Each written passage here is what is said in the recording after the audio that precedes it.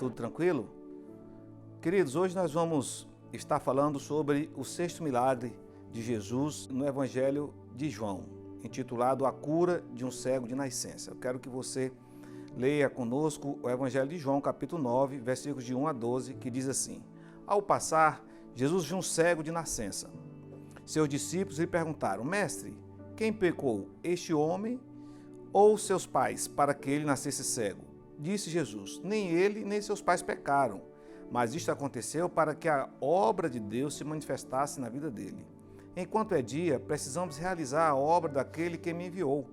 A noite se aproxima, quando ninguém pode trabalhar. Enquanto estou no mundo, sou a luz do mundo. Tendo dito isto, ele cuspiu no chão, misturou terra com saliva e aplicou-a aos olhos do homem. Então lhe disse: Vá lavar-se no tanque de Siloé, que significa enviado. O homem foi, lavou-se e voltou vendo. Seus vizinhos e os que anteriormente o tinham visto mendigando perguntaram: Não é este o mesmo homem que costumava ficar sentado mendigando?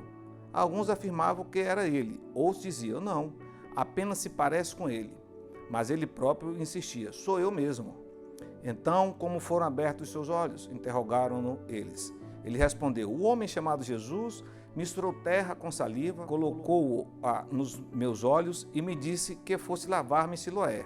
Fui, lavei-me e agora vejo. Eles lhe perguntaram: Onde está esse homem? Não sei, disse ele.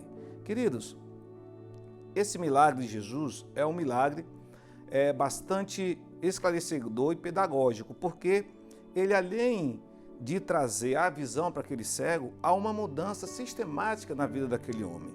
Ele agora deixou de ser inválido, deixou de ser discriminado pela sociedade e passou a ser um homem que transmitia, um homem que começou a ter um futuro, que começou a ter uma visão de vida, uma missão de vida. Então, essa cura desse homem cego de nascença é muito pedagógico para nós, porque aqui nós vamos ver algumas lições que Jesus quer demonstrar para nós, como outros milagres que nós já verificamos aqui, que já refletimos, mas esse eu quero que você tenha um pouco mais de atenção, porque esse capítulo 9, inclusive, é mais extenso, mas nós vamos estar refletindo basicamente nesses 12 versículos. Queridos, qual a primeira verdade que Jesus quer nos mostrar? É que Jesus é sensível diante da nossa dor. Olha que maravilha, diz o versículo 1. Ao passar, Jesus viu um cego de nascença. Ao passar, ou seja, Jesus estava passando, ele estava em Jerusalém, como sempre vêm as multidões, os seus discípulos, tem os fariseus, os escribas, todos estão em volta de Jesus. Mas diz o texto que Jesus viu um cego de nascença. Aquele homem que era marginalizado, aquele homem que realmente não poderia fazer nada. Naquele tempo não se tinha nenhum recurso, não tinha nada que pudesse amenizar aquela sua incapacidade, mas Jesus sentiu, Jesus viu a dor daquele homem e foi direto a ele. Ou seja, Jesus não nos vê como se fôssemos uma decoração, como se fosse algo que estivesse ali na paisagem, não. Ele olha para mim, para você, ele olha as nossas vidas e sente e percebe as nossas carências, as nossas necessidades. É isso que ele viu nesse homem. Ele poderia passar, ele já estava fazendo a missão do Senhor, pregando a palavra, ensinando, mas ele viu aquele cego, ou seja, ele vê a nossa dor, ele vê as nossas dificuldades. O Salmo de número 56:8 diz assim: Resista tu mesmo o meu lamento, recolhe as minhas lágrimas em teu odre.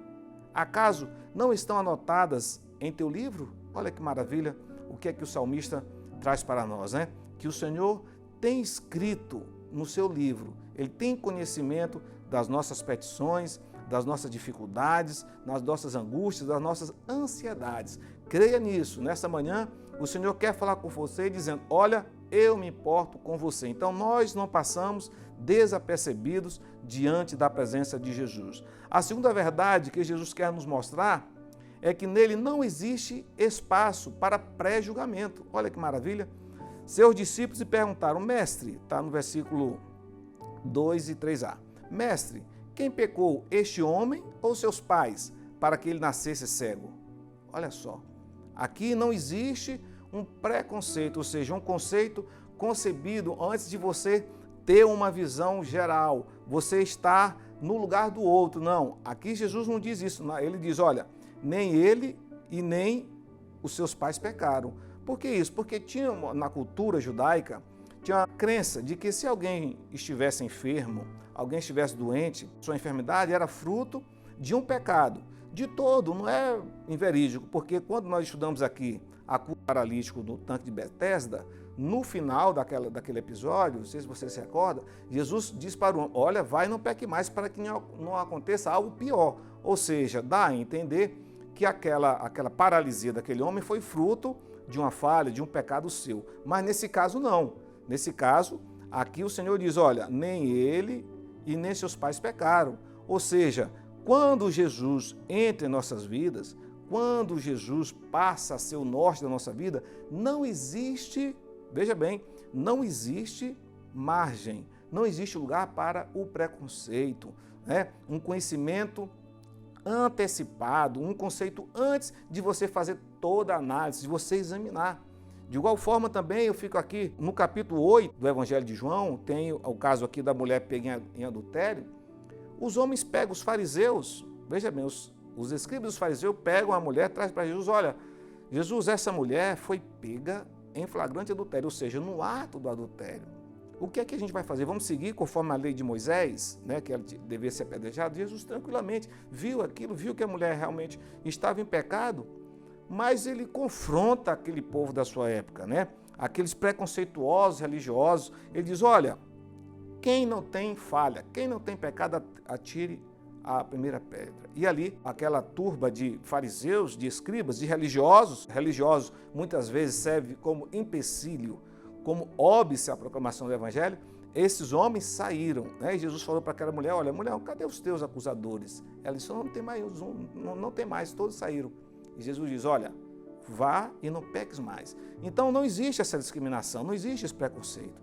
Então, Cristo, nós que professamos sermos cristãos, nós precisamos ter cuidado nas nossas análises dos fatos, na análise da notícia, da conversa de alguém que traz para a gente precisa examinar, a gente precisa estar no lugar do outro, verificar a situação do outro, para a gente não estar julgando. Aqui também quem faz esse pré-julgamento, essa pergunta para Jesus, não são mais os escribas. Veja bem, no capítulo 8, são os religiosos. Agora, essa pergunta é feita pelos discípulos de Jesus, pessoa que está com intimidade com Deus, que está vivendo do lado do Senhor Jesus e faz essa pergunta. Jesus fala, olha, não é culpa nem dele e nem dos pais. Né, Cris? Então, eu e você precisamos ter nossas mentes abertas, cuidado com o preconceito, cuidado com o julgamento antecipado, né? Vamos deixar os fatos na presença do Senhor, vamos orar a Deus. Nós não somos aqui para acusar nem para apontar erro dos outros. Pelo contrário, nós estamos aqui para levar a mensagem salvífica,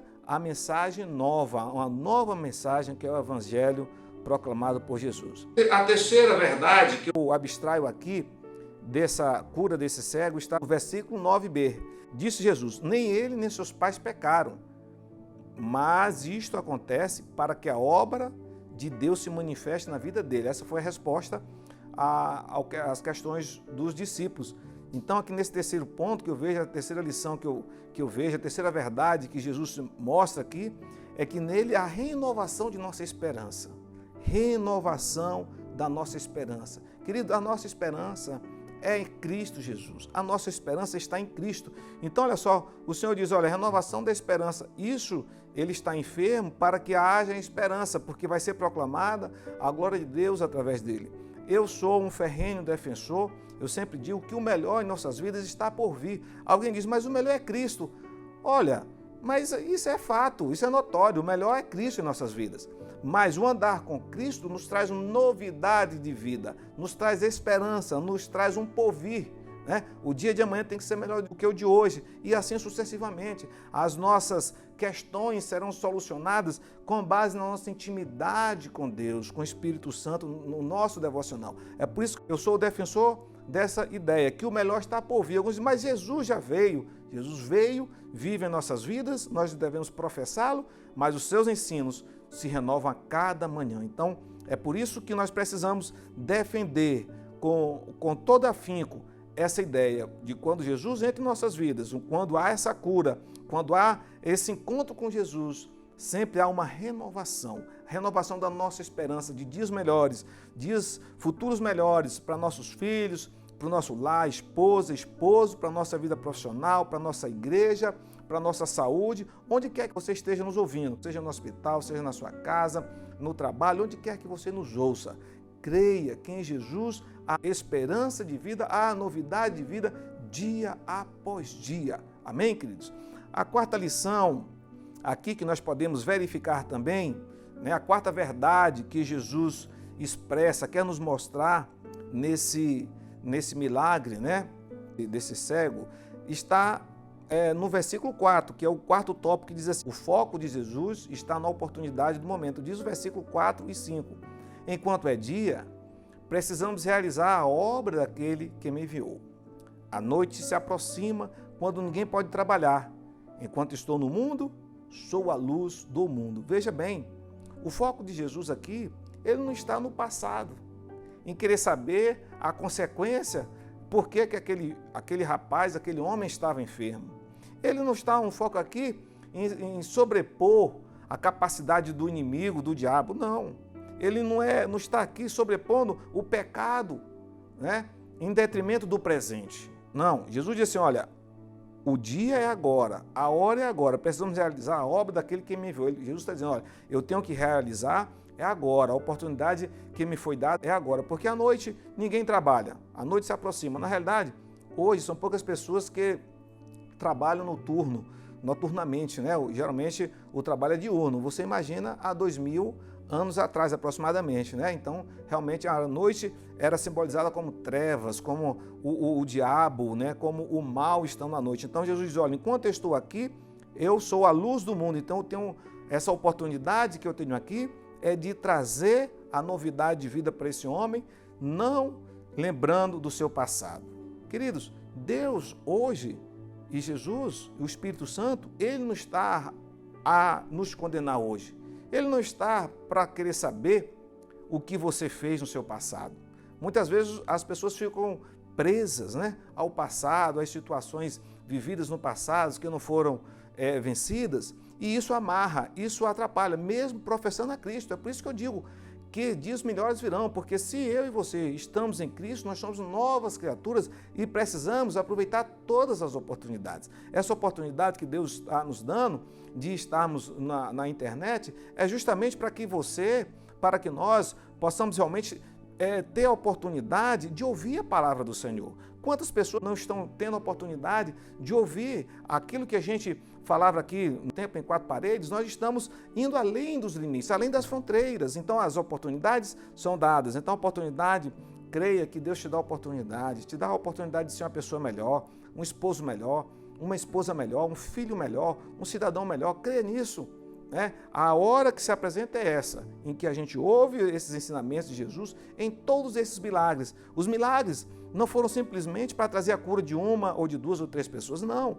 Essa mensagem de Jesus a respeito do milagre aponta para Jesus em João como Filho de Deus, o grande eu sou. Então, o nosso grande eu sou, o nosso El Shaddai, o nosso Emmanuel, Deus conosco, Ele está conosco e as oportunidades que são nos dadas é hoje. Escute bem, a oportunidade que o Senhor está te dando é hoje de ouvir essa mensagem que realmente nos traz esperança. A quinta verdade que Jesus quer nos mostrar através deste milagre é que Ele é incrivelmente surpreendente. Jesus é incrivelmente surpreendente. Veja o versículo 9, diz assim, tendo dito isso, Ele cuspiu no chão, misturou terra com saliva e aplicou-a aos olhos do homem. Olha só, querido.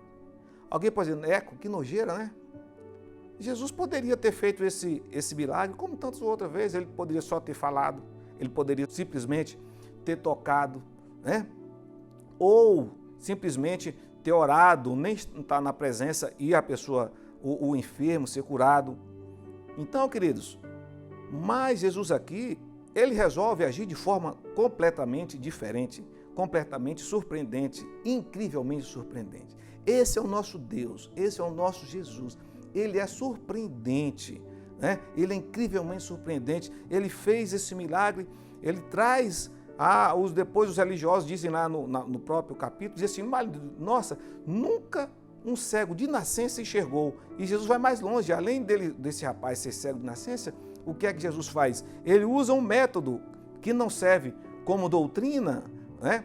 Ele faz essa lição, ele pega esses elementos aqui, cospe, pega a terra, o chão e passa a saliva nos olhos daquele homem começa a enxergar. Queridos, esse é o Jesus, esse é realmente aquilo que o Evangelho de João está dizendo. Ele é incrivelmente surpreendente, ele age em nossas vidas de forma completamente diferente.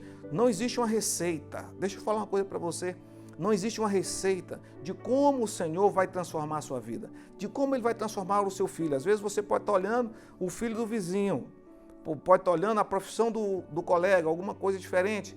Poxa, mas fulano está assim, eu estou dessa forma. O Senhor age da forma que Ele quer, com quem Ele quer. Ele é poderoso, Ele é surpreendente. Creia que o Senhor está com você, que Ele vai fazer algo novo na sua vida de forma extremamente surpreendente. Creia nisso, é isso que Ele faz com esse homem, né? Ele trouxe algo novo na vida do homem e daquela comunidade. O Senhor faz isso, querido. O Senhor não age da mesma forma todos os dias, não. Cada dia Ele se renova, cada dia a palavra dEle. Eu quero incentivar você a ler a palavra do Senhor, a estar meditando nela, nos salmos, né, nos provérbios, nos evangelhos, nos 4 evangelhos, que você vai ver o Senhor falando com você de forma surpreendente, incrivelmente. Tudo isso que a gente está passando hoje, querido, na nossa sociedade, é fruto de uma sociedade que estava tendendo a se afastar de Deus. Mas agora, devido a tantas dificuldades, as pessoas começam a se aproximar de Deus. Agora, o Senhor age de forma surpreendente. Amém, queridos? A sexta verdade que eu aprendo com Jesus aqui está no versículo 7a, que ele requer de nós uma obediência, o tópico 6. Ele lhe disse para o rapaz, né? Vá lavar-se no tanque de Siloé, que significa enviado. O homem foi, lavou-se e voltou vendo. Queridos, esse homem poderia ter ido para o tanque de Betesda, que foi o nosso terceiro milagre. Tinha vários tanques. Ele podia ir para um rio, para algum outro lugar. Mas quando Jesus diz, olha, você vá para o tanque de Siloé, o rapaz foi lá. Mesmo ele, depois é que ele identifica quem é Jesus, mas mesmo ele, sem saber, naquele início daquela ordem, ele foi obediente. De igual forma, querido, alguns de nós já conhecemos a Jesus, já conhecemos o Evangelho, mas a natureza humana é extremamente rebelde, desobediente. Mas o Senhor demonstra aqui, nesse milagre, em outros fatos também, que daqui a pouco eu vou trazer um exemplo, que realmente Ele requer o que de nós? A nossa obediência. Se o Senhor falou, se o Senhor está realmente com você falando, ouça a voz do Senhor, ouça aquilo que o Senhor está falando, ouça essas mensagens, os milagres de Jesus, depois acesse o nosso canal, veja os outros milagres de Jesus, porque você vai ter o entendimento, o Espírito Santo vai falar com você a respeito disso. Eu achei interessante também aqui, em Lucas capítulo 5, versículo de 1 a 11, tem um milagre também de Jesus, quando ele é simbolizado pela maravilhosa pesca, né? Quando os discípulos passam a noite toda pescando, veja bem, os discípulos de Jesus passam a noite toda pescando, mas não conseguem trazer nada, e já estão ali com seus barcos, já estão lavando suas redes. Jesus diz, olha, voltem lá, voltem novamente e joguem as suas redes num lugar mais profundo. Olha só, eles já tinham pescado, eles já tinham feito o que eles já deveriam ter feito, que eram profissionais, tinham equipamento adequado, as redes, o barco, mas não pegaram nada. O que é que Pedro disse? Senhor, nós já fizemos isso, mas sobre a tua palavra nós vamos lançar as redes. É isso que a gente precisa fazer, lançar as nossas redes, obedecer, ir para o tanque, fazer justamente aquilo que o Senhor está mandando você e eu fazermos. É por isso que eu digo que há uma novidade de vida. O melhor de Deus está por vir, porque se eu e você formos obedientes a Deus, não tem como dar errado, queridos. É uma equação matemática. Se eu e você formos obedientes a Deus, o Senhor vai estar conosco, Ele vai ser o nosso grande mestre, o nosso grande guia.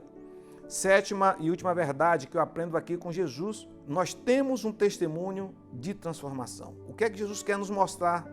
Qual a verdade que Ele quer trazer para mim e para você nessa manhã?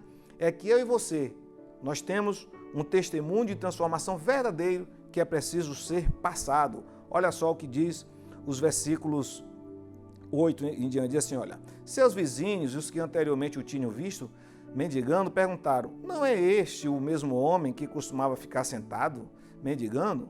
Alguns afirmavam que era ele, outros diziam, não, apenas se parece com ele, mas ele próprio insistiu, sou eu mesmo. Então interrogaram novamente, como foram abertos teus olhos? Interrogaram ele.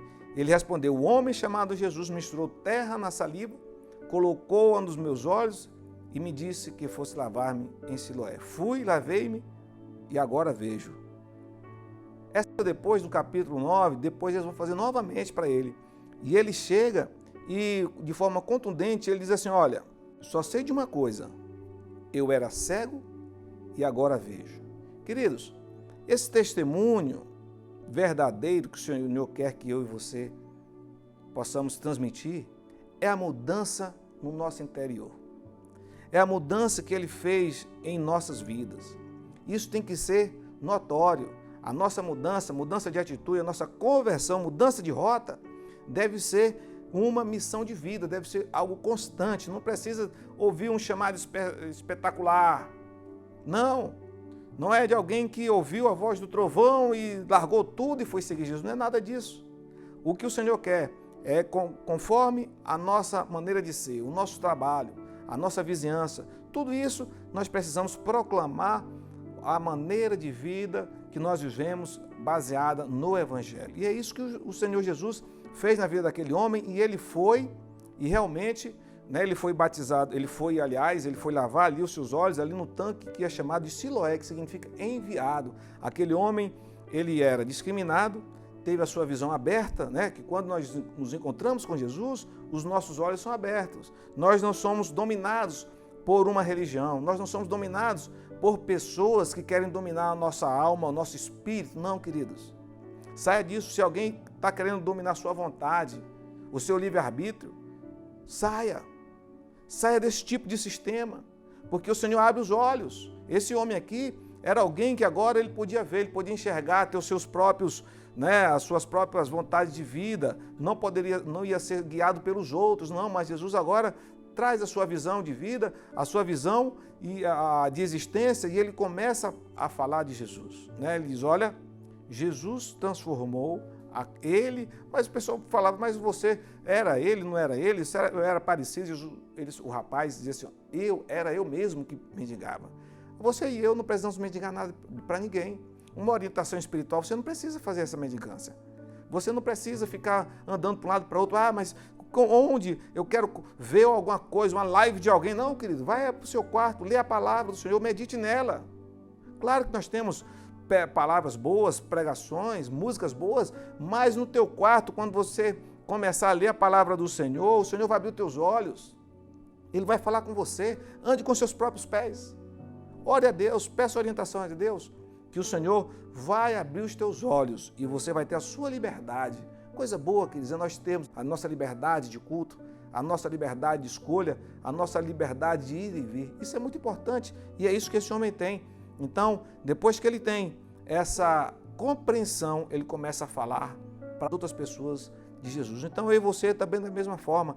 Tem um evangelista americano, Moody, que ele falou a seguinte frase, se Jesus está em sua casa, seus vizinhos logo saberão. Olha só, que coisa maravilhosa. Se Jesus está na sua casa, eu diria se Jesus está na sua vida, seus vizinhos, seus amigos de trabalho, seus amigos de faculdade, seus amigos de emprego, seus vizinhos de condomínio vão saber que Jesus está com você, através do seu comportamento. Queridos, que Deus realmente nos abençoe. Veja bem, quais as verdades que o Senhor Jesus quer nos mostrar através desse sexto milagre? Que Ele é sensível diante da nossa dor, não existe espaço para pré-julgamento com Jesus, Ele é a renovação da nossa esperança, o foco está na oportunidade e não no nosso passado.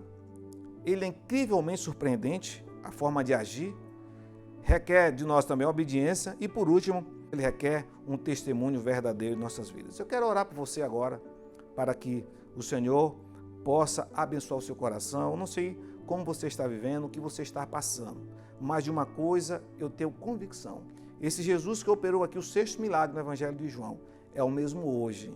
É o mesmo hoje e será para sempre. Hoje, amanhã e para sempre. Amém? Vou orar por você. Querido Deus, eterno Pai, Senhor, nós te louvamos, ó Deus, por essa palavra maravilhosa, por essas instruções, ó Deus, por essas verdades ministradas em nossos corações.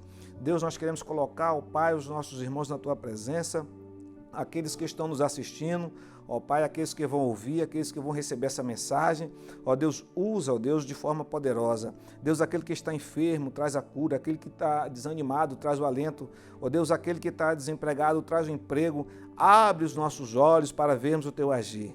Pai, muito obrigado. Pai, nós queremos colocar também, ó Deus, a Escola Bíblica e Discipuladora na Tua presença, os nossos professores, os voluntários, ó Pai, queremos colocar também na Tua presença essa equipe, ó Deus, que está fazendo essas gravações, que está aqui na igreja. Ó Deus, nós queremos a Tua boa mão sobre todos nós. Pai, muito obrigado, abençoe o nosso dia, essa oração que nós fazemos em nome de Jesus.